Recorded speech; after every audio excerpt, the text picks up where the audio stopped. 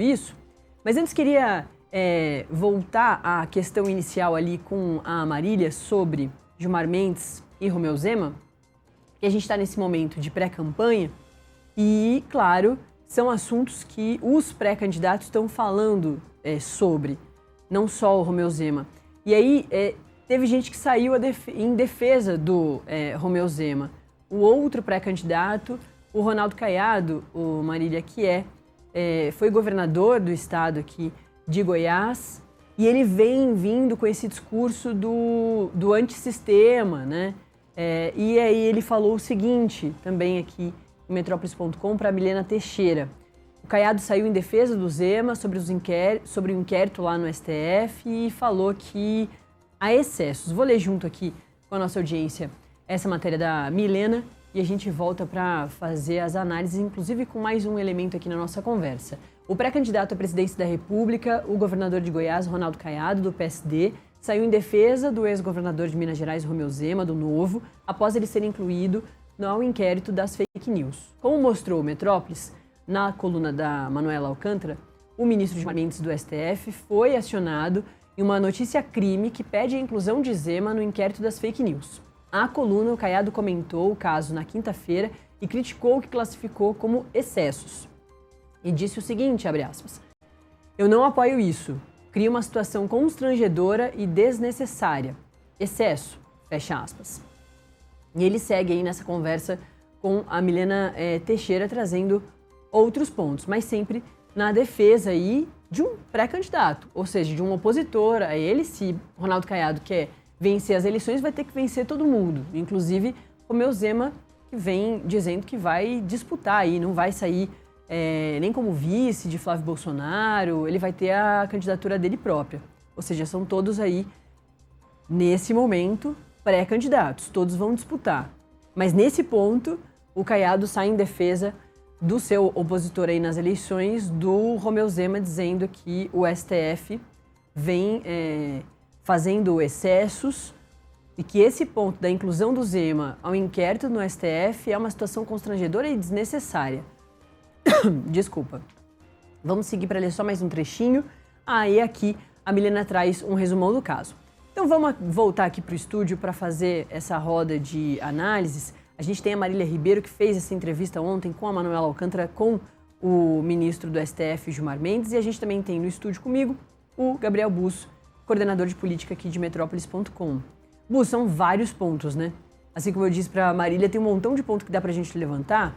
E tem um ponto que eu ainda não falei com a Marília, mas que acho que você já pode abrir a conversa com a gente sobre ele, que é o inquérito das fake news, que não acaba nunca, né? Eu acho que também é um ponto importante da gente falar. Quando que isso vai acabar? Quando que isso vai ter um relatório? O negócio está ficando gigantesco.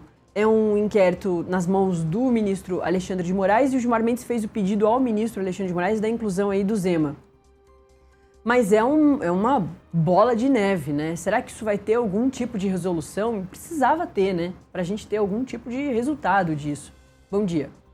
Bom dia, Nath. Bom dia, Marília. Bom dia quem está nos assistindo. Pois é uma situação que se agrava semana a semana. A gente vem de uma crise no Supremo Tribunal Federal desde janeiro, se a gente pode dizer assim, se a gente pode datar essa crise de forma mais expressiva.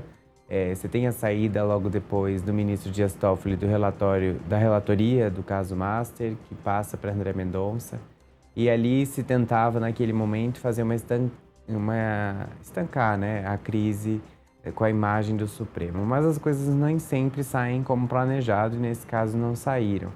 E aí você tem uma extensão de acontecimentos desde então que prorrogam e arrastam o Supremo nessa crise. Primeiro porque você tem um Supremo dividido, embora o ministro Gilmar Mendes negue essa possibilidade, ela existe porque a gente percebe que há uma resistência sim a um código de conduta nesse momento. O próprio ministro, quando dá entrevista à Metrópolis, diz que concorda, mas não acha que é o momento. E aí o que a gente se pergunta é quando é o momento, porque não vai existir um momento calmo para que a gente discuta e pare para fazer as coisas, né? A pressa, principalmente da cúpula do Supremo Tribunal Federal, em estancar esse momento de sangria que o Supremo passa. E um dos elementos que podem contribuir para isso é um código de conduta. porque nesse código se deve estabelecer limites. E um desses limites, há quem defenda, Nath e Marília, a questão de entrevistas de ministros do Supremo Tribunal Federal, que é sempre levantada nesses momentos.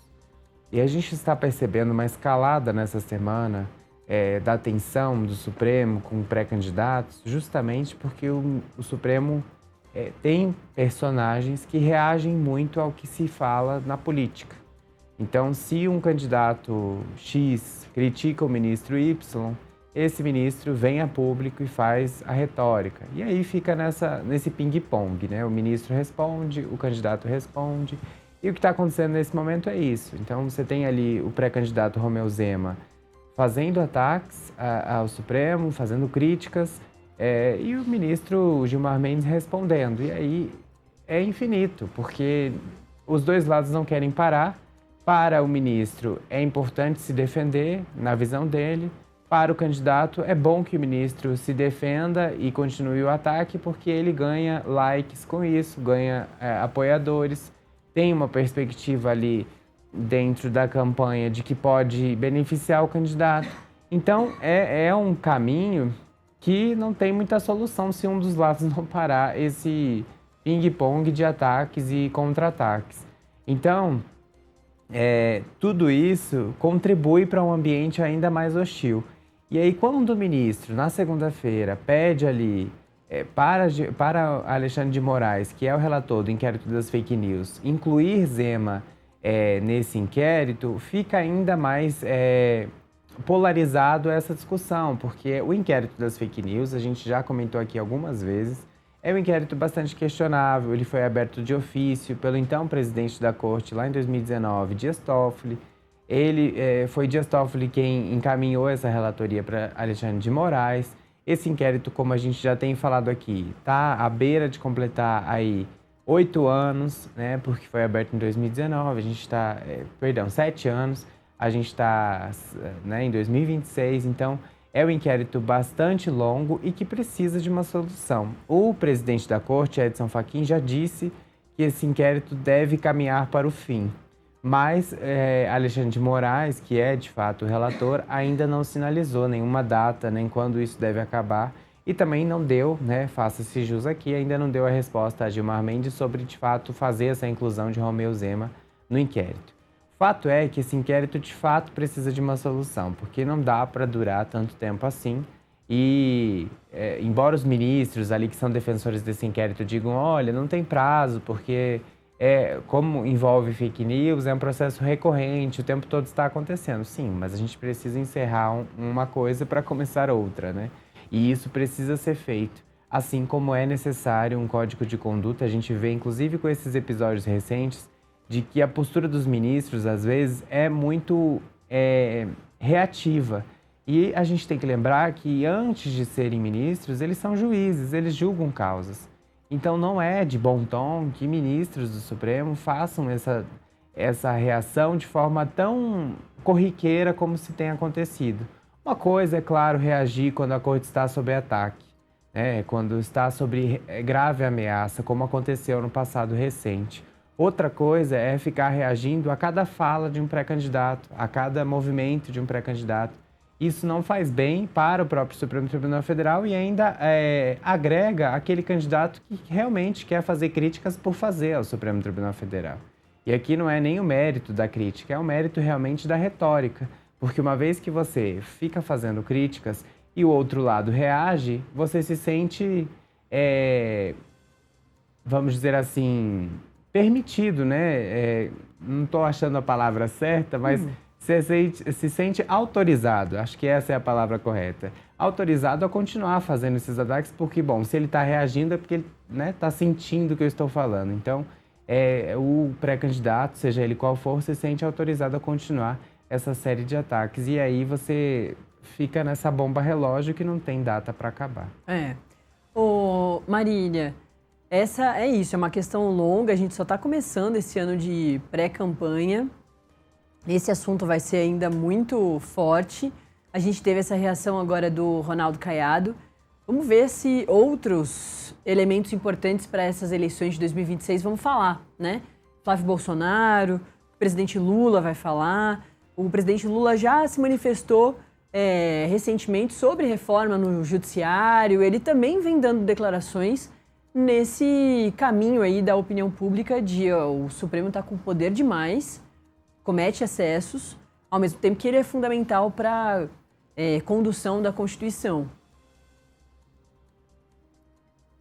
É isso, Nath. A gente até chegou a comentar, né, perguntar ao ministro Gilmar Mendes como fica o Supremo Tribunal Federal em ano eleitoral, mas puxando mais especificamente, Nath, para o Senado, porque a gente já trouxe algumas vezes que o Senado agora em 2026 vai renovar 2/3 das suas cadeiras. E o Senado, ele é um alvo ali, principalmente da base bolsonarista, para que eles consigam colocar o maior número de parlamentares dentro do Senado. E por que esse olhar mais criterioso ali e considerado prioritário para a base do ex-presidente Jair Bolsonaro? Porque é lá no Senado que se pauta impeachment de ministros do Supremo Tribunal Federal. E é por isso que ali a gente vê a direita avançando na quantidade de candidatos e no reforço que eles acabam fazendo, se dedicando a essas campanhas. O ministro Gilmar Mendes disse que não há nenhuma preocupação do Supremo Tribunal Federal em relação ao Senado, caso ali venha a ser eleito ali muitos parlamentares da direita. Ele disse que não existe nenhum tipo de preocupação e que o Supremo vai continuar julgando. Foi quando ele também acabou até citando antes mesmo disso, que o Supremo ele fez o julgamento do 8 de janeiro, que prendeu o ex-presidente da República, que prendeu também militares e que o Supremo vai continuar fazendo o seu trabalho sem ter ali a pressão dessas eleições e também do Congresso Nacional. Além disso, só para a gente puxar um pouquinho mais aqui para o Congresso, ele falou a respeito das CPIs, né? A gente teve a CPI do crime organizado, a qual ele foi ali um dos indiciados, e também tivemos a CPMI do INSS. Ele falou que todas essas comissões, elas são importantes e elas devem existir, mas que tem que ter um critério maior em relação a elas. Questionado sobre o senador Alessandro Vieira, que fez esse indiciamento, ele disse que era legítimo o Alessandro Vieira pedir que a PGR pudesse arquivar, mas que ele acabou, a montanha pariu um rato. Foi mais ou menos essa a frase que ele utilizou em relação ao relatório que foi produzido pelo senador Alessandro Vieira, que rebateu nas suas redes sociais. Ele fez até mesmo ali uma publicação criticando a fala do ministro Gilmar Mendes, e ele recebeu apoio de Romeu Zema, que foi mais uma das pessoas criticadas aí pelo ministro Gilmar Mendes. Então a gente vê, Nath, toda ali uma movimentação por parte de políticos se apoiando contra o Supremo Tribunal Federal e contra mesmo ali o ministro Gilmar Mendes. E como o Gabriel comentou, né, a visão que a gente acaba tendo é o seguinte, que enquanto o ministro estiver respondendo a todas essas críticas que ele vem recebendo, tanto de pré-candidatos à presidência da República quanto de outros políticos, eles vão aí continuar, então, criticando e manifestando para poder ter uma resposta do Supremo Tribunal Federal e, por exemplo, acontecer esse deslize que teve aí o ministro Gilmar Mendes quando se referiu aí a Romeu Zema com um boneco homossexual, Nath. Exatamente. E esse é um ano deles, né? Esse é o ano dos pré-candidatos, esse é um ano de quem quer ir para briga em praça pública. E a gente vem percebendo que os pré-candidatos tiraram os ministros do Supremo desse panteão, né, inatingível, intocável, como até o próprio Zema utiliza essa expressão nos vídeos ali dele, e trouxeram os ministros para o mesmo andar. A gente vai aqui debater de igual para igual. Se o senhor tem algum tipo de relação com casos que estão sendo julgados pelo STF, a gente vai falar, vai fazer vídeo, vai questionar, ao mesmo tempo, né, que como que vão ser essas críticas? O Zema utilizou uma tecnologia ali para fazer as caricaturas, tudo bem, caricatura, todo mundo olha e fala, não é o ministro falando, é uma caricatura, mas utilizou uma tecnologia bastante perigosa, que está sendo muito, tá no foco da atenção do TSE, por exemplo, preocupado demais com as fake news e com o uso da IA durante as eleições, que é de conseguir fazer as vozes iguais ao dos ministros. Isso também a gente discutiu lá no comecinho da semana e isso assustou os ministros do STF, principalmente o Gilmar Mendes, que foi quem pediu a inclusão aí do Zema ao inquérito das fake news. Então também tem esse lado da discussão que a gente já tinha feito lá no comecinho da semana antes da briga direta entre Gilmar Mendes e Zema, mas que sempre precisa ficar aí em atenção, né, o Bus? Esse uso para crítica de ferramentas que são extremamente nocivas e perigosas por um ano eleitoral, para qualquer momento, mas num ano eleitoral, não dá para candidato utilizar isso para ganhar a eleição. Mentir, fazer deepfake, usar o rosto de um outro opositor falando que ele quer que aquilo seja falado. Também tem um campo aí bastante assustador, né, que a questão aí dos vídeos do Zema trouxe. Pois é, Nath, não dá pra gente ficar dando razão só a um lado ou só a outro, né? Há erros dos dois lados.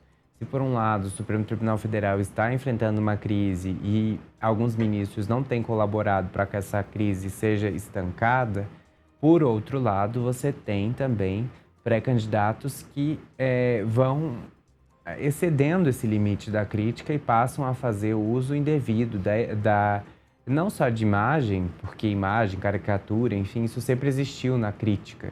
Agora, fazer uso da voz da pessoa sem qualquer tipo de autorização é realmente um problema sério.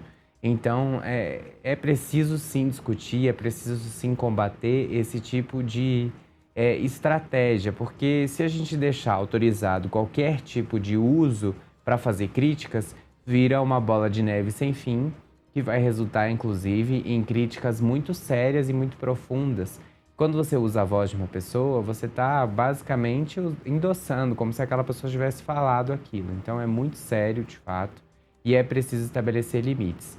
Nesse ponto, o próprio Gilmar Mendes tem ali a sua razão em dizer que é preciso estabelecer limites em relação ao formato, porque uma coisa é fazer a caricatura, uma coisa é você fazer a crítica, outra coisa é você usar a voz da pessoa e fazer ali como se tivesse sido a pessoa que tivesse falado. Claro que tem ali os pormenores, né? Na crítica, por exemplo, do vídeo do Zema, tem a questão de que era um desenhinho e que se mostrava e fazia uma sátira em relação a tudo que estava acontecendo, mas, em último grau, usou-se sim a voz dos dois ministros, isso é muito sério, isso precisa realmente de uma atenção especial. Então, é preciso sim fazer a ponderação de que, embora os dois lados tenham suas culpas, eles precisam também entender a gravidade. Tanto o lado do Supremo na gravidade em ficar o tempo todo respondendo a críticas que são feitas, quanto do lado dos pré-candidatos de que é preciso estabelecer limites em relação ao formato e ao que se usa para fazer essas críticas, principalmente numa era de inteligência artificial, onde as pessoas são o tempo todo feitas imagens delas sem autorização e o uso tanto da imagem da pessoa quanto da voz está sendo cada vez mais gradativo e uma hora, quando você usa esse recurso também pode voltar contra você. Então é importante que se faça essa autoavaliação, inclusive nas campanhas todas, né? Não só de Romeu Zema. Com certeza. Bus, bom, falando então de eleição,